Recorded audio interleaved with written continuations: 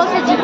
আমি বলছি কি বলছে, ওইখানে সাইডে একটা বেটা মুরব্বী করে উনি বলে কি প্রধানমন্ত্রীর পক্ষ থেকে আসতেছে। আমি বলছি কি আসতেছে, তো প্রধানমন্ত্রী আমিনুর ভাই থেকে একটা গিফট পাঠাচ্ছে। আমি বলছি কি পাঠাচ্ছে, বলে ওনার পক্ষ থেকে একটা জিনিস আসতেছে, আমিনুর ভাই নিয়ে আসতেছে।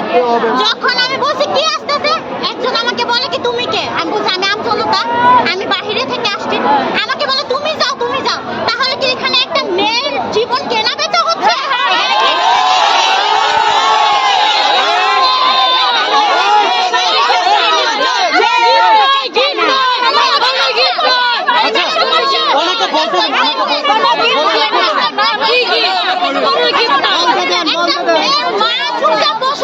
আশেপাশে থেকে বলতেছে আমি প্রধানমন্ত্রীর পক্ষ থেকে গিফট আসতেছে।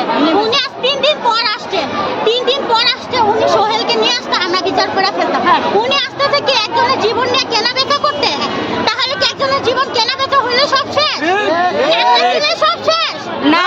এত লাখ লাখ মানুষ এখানে আসছে বিচার চাওয়ার। আমরা বাসা কত দূরে, আমাদের বাচ্চা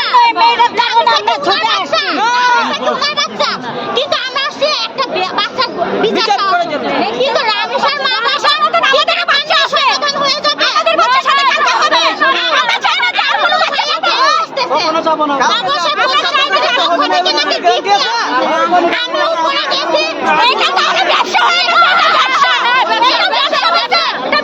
অনেক মিডিয়া ছিল, অনেক মিডিয়ার সামনে আমাকে বলছে তুমি বের হও।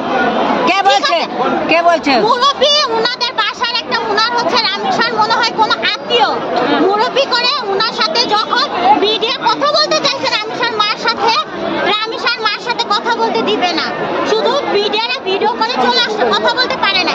আমি যখন জিজ্ঞেস করছি আমাকেও কথা বলতে দিতেছে না। কেন ভাই?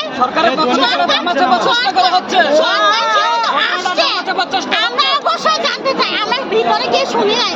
আমি যখন এখন একজন ভিতরে গেছি আমি জানতে চাইছি, আমি কথা বলতে